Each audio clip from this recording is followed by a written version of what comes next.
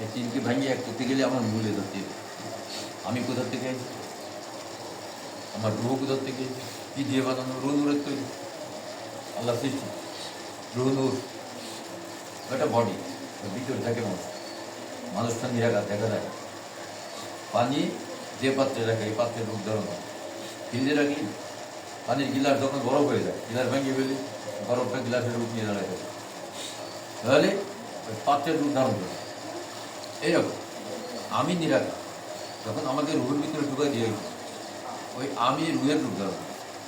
আমি জ্যোতিতে রুহ আলো, আমি যখন গুনাহ করি তখন আমার গুনার কালিতে রুহ কিন্তু কালো হয়ে যায়।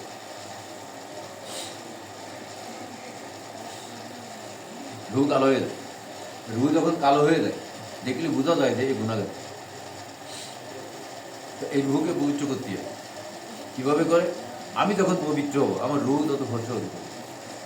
যদি দেখা যায় দিয়ারতে কারো কারো রুহ দেখা যায় গোলা গোলা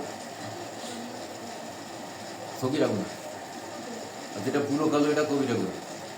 তো কবিরা গুণা রসুল অথবা নায়ক রসুলের শান্তির দিকে তওবা না করা পর্যন্ত পবিত্র মাফ হয় না।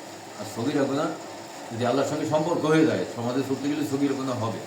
এই যে অজু, বিভিন্ন দোয়া কালাম, তারপরে ইস্তেগফার, এগুলো করলে গুনাহ সগিরা আল্লাহ মাফ করে দেয়। কিন্তু গুনাহ কাবিরা এগুলো মুর্শিদের সুপারিশ ছাড়া মাফ হয় না। গুনাহ দুই রকম, কবিরা সগিরা। কবিরা বলি আমরা আসলে কবিরা না, কাবির। কাবির মানে বড়, আর কবিরা বলি বড় ক বেটে যায়, তখন অর্থ বেটে যাবে। গ্রামার তো সবাই জানে না, আমাদের দেশীয় ভাষায় যা বলে আমরা বলি, ভুল হয় কিন্তু আমরা বুঝি কী করছি, তাই না? আমরা বুঝতে পারি যে কী বলছি, ভুল হয় কিন্তু বুঝতে পারি, গ্রামারে ভুল। যারা আলেম তারা যদি আমাদের মতো ভুল করে ধরা গেল, কিন্তু আম পাবলিক যদি ভুল করে তো আল্লাহ তো দেখতেছে, জ্ঞান তো সেই দিই ছাড় দিলে দিতে পারে, কিন্তু আলেম জেনে শুনে যদি এই কাম করে তাহলে ধরা যাবে। এই সগিরা কবিরা গুণাগুলো কবিরা মাফ হবে মুর্শিদের সুপারিশে, আর সগিরা গুলো তওবা ইস্তেগফারে উযুতে বিভিন্ন দোয়া কালামে মাফ করে দেন আল্লাহ। এইভাবে রূহ পবিত্র হয়, রুহুর ভিতরটা কালির সাপ চলে যায়। রুহ তো নূর, অপবিত্র কখনোই হয় না, কিন্তু ওই নফসের কালিতে রুহ কালো হয়ে যায়। হেরিকানে যদি লাল তেল বড় তা কী হয়, গাছে কালি ভর্তি ভর্তি এক সময় দেখা যায় কালো আলোই দেখা যাচ্ছে, এরকম হয় না? গাছের দোষ, আলোর দোষ না? তাই আলোর দোষ। তা আমার ভিতরে যে নফস নামক আলোটা আছে, ওই আলো যখন গুনাহ করে তখন ওই সিটনির পরে এসে কালি পড়ে। আল্লাহ নূরুস সামাওয়াতি ওয়াল আরদ মাসালুন নূরিহি কামিশকাতুন ফিহা মিসবাহ, সূরা নূরে আছে না? আর মিসবাহুন ফি জুজাজা, এই জুজাজা মানে কাঁচ।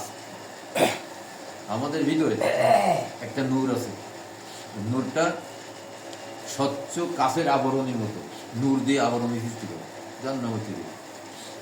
রূহ হচ্ছে ওই নফসের বাড়ি, যার ভিতরে সে থাকে। আর রূহকে ঢুকা দিয়েছে দেহের ভিতরে, সময় থেকে চলে আসেন। তো এই রূহ জিয়ারতে দেখা যায়, গোলা দেখলে গুনাহ সগীরা হবে, আচ্ছা ঠিক আছে। কালো দেখলে গুনাহ কবিরা হবে। শুধু কালো দেখলেই হবে। আসসালামু আলাইকুম। অনেক ইমানদার লোক ইবলিস করে কি, কালো বোরকা পরে দিতে, কভারিং করে দিতে, তখন কি করতে হবে, ওই তওবা পড়লেই মাফ হবে। সাইফুল্লাহ দিয়ে একেবারে দুই